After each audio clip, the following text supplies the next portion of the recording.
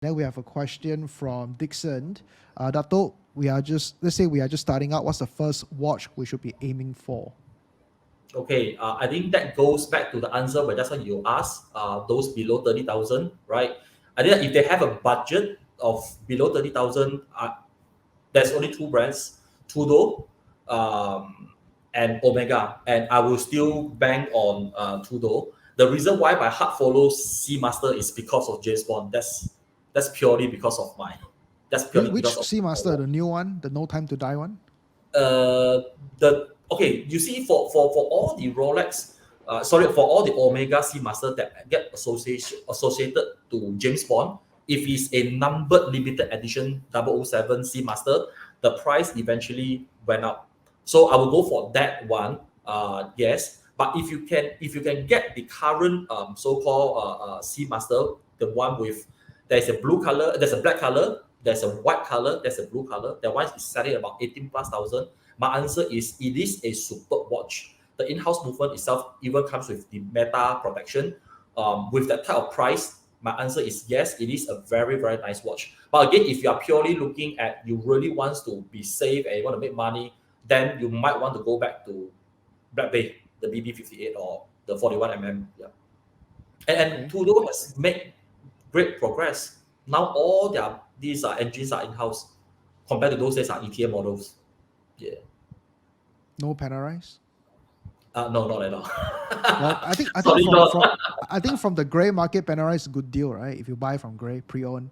Grey market, you can get a Panerai easily, like for example, at 15, 16,000.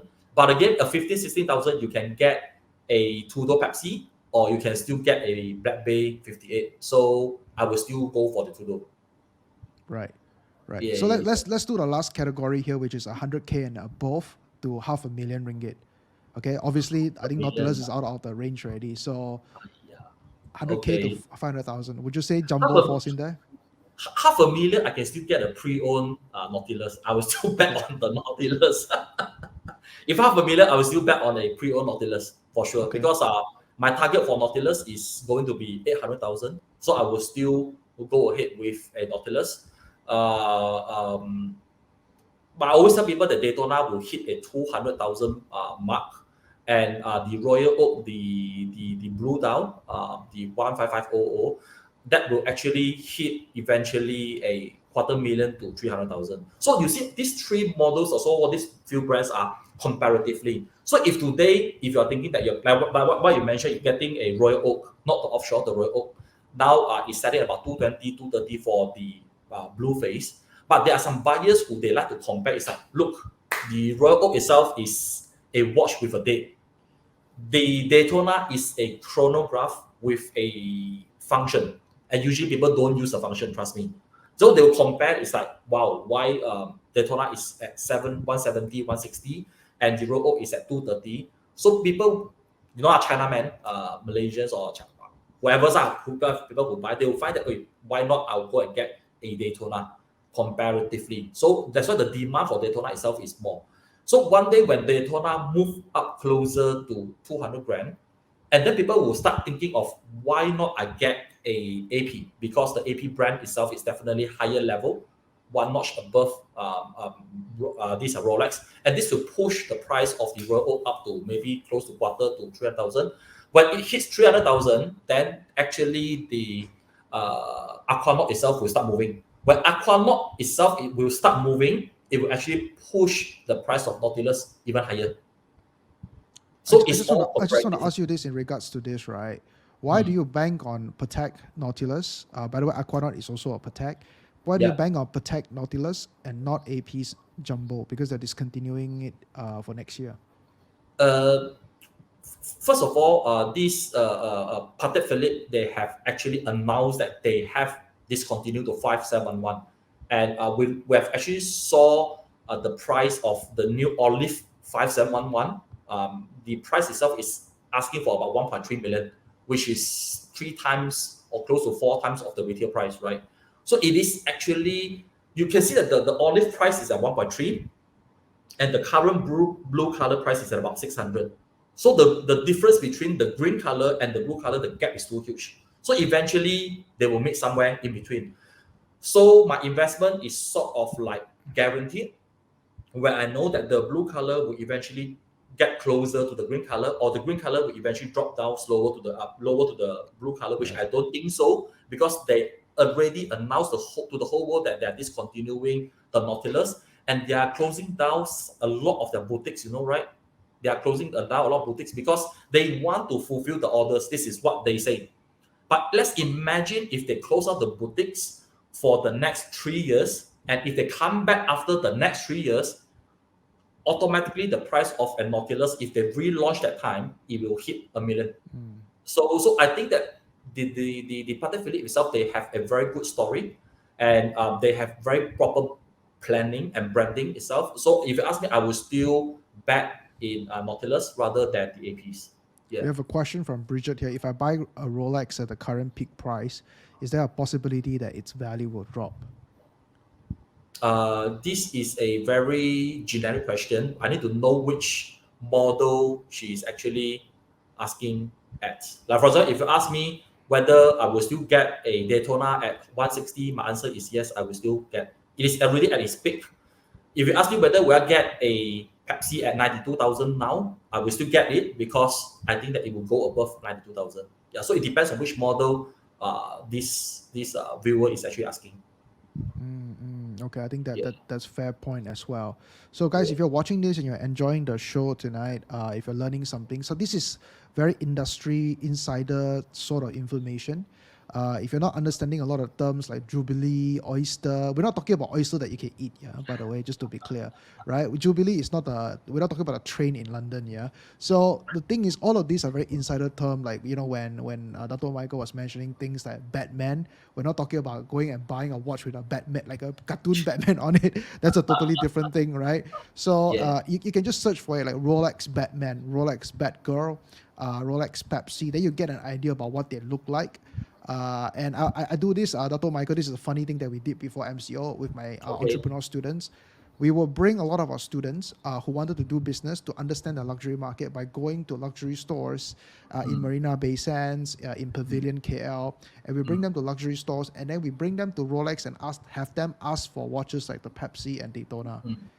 And then have them pretend to be like a millionaire going in saying that I've got the cash, let me buy your damn Daytona right now, and then they'll turn away.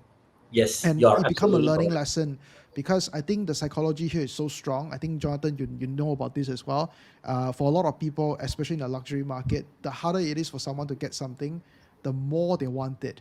It's just the nature of things. Is there any last words that you would like to share, Dato Michael? I mean that thank you very much for onboarding me to this talk. I mean that I'm definitely more than happy if there's more questions or there's chance to share about this moving forward. And with John, I know him from the first day until now. He's the master of branding, and I'm pretty sure watch itself touches him is because he understands the importance of branding and the power of branding itself. So it's, if you ask me, like Desmond, I mean that JLC is a very good brand. They do very good Love branding. JLC. Yeah, but it's just, I can't say why. It's just, yeah, it's not working as good as what the rest of the brands are doing, because maybe they didn't find actually a very correct ambassador to actually carry out the JLC itself. So to me, I think Doctor Strange is a very good ambassador for JLC. Perfect spokesman for JLC. So to me, it's okay, guys. Anybody who are in front of this talk today, go and buy a watch if you think that you wanted to treat as an asset, as an investment. Do some research, understand a bit more before you pull the trigger.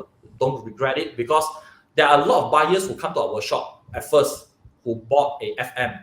So I don't want to mention what is the full name of FM, right? They'll tell me that, hey, Mike, I like this watch. I want to reward myself. 35,000, 40,000 is not an issue. So at the point of time when they buy it, it's not an issue. After a few years, when their choice, when their taste change, they say, hey, Mike, now I want to get a Rolex. Can I trade in my FM to you or not? I said, I'm more than happy. So what's the price of the FM? I said, I'll take in 14 to 15,000. He said, what? I lost 50%. I said, can you remember like 2, 3, 4 years ago when you wanted to buy, we already educate you, but you say that is not an issue. So if you ask me, anything that hits above 50,000, 70, 100,000, it is an asset. It has to treat it like an investment already. So I mean, unless you really don't mind and you won't make a big fuss out of it when you want to sell in future, you don't mind losing 50%, 40%, then go ahead with any watches that you like. But if you really want to treat watch as an asset, please do a lot of homework, maybe talk to people in the industry, and then only pull a trigger. Then you'll be a happy man after 5-10 years. I think this is relevant to the what you were just bringing up by Jason Cho. What is your opinion on Grand Seiko? I've looked at Grand Seiko for like 2 years, but I've never bought a Grand Seiko before. I look at it, wow, so beautiful, but I'll never walk out. I'll never pay it for some reason. So, Okay. man, you want to go back to that question and answer it? Sure. Jason is one of our members, right? I know that he loves watches. So, can you let me know what are the brands that give you the best quality in terms of dress watch below 20,000? Is there any brand in mind, Jonathan or Desmond? 20,000, you can get a superb craftsmanship, and then it is a conversation starter. So Only independent, actually, right? But big correct. brands, I don't think so. Correct. So if you ask me, Grand Seiko is very smart. They know where is their positioning. So they actually position Grand Seiko at slightly above 20,000. But if you are good in negotiating, you will get it about 20 or sub 20. So Grand Seiko itself, there are so many models in the market. Like for example, the Snowflake, I will always tell people just go and buy it if there is no premium. Just buy a Snowflake. It will hold value. And there are a few limited editions in Grand Seiko. It's also very worthwhile for you to buy because at the price point below 20,000 or slightly above 20,000, you can't get such quality in terms of a dress watch. I mean, you can talk about Tudor, right, Desmond? You look at Tudor's dress watch, I think you turn away with the Yeah. yeah, they just can. They are good in sports, but they are not good in dress watch. But Seiko itself, they have the fineness, they have the Zaratsu polishing, they have the technology like the spring drive. And you look at the movement of spring drive, it's so memorized. It is so smooth until you're like, wow, why there is such a movement that is so smooth? It's definitely even smoother compared to Rolex or any other brands out there. Spring drive is one different level. Yeah.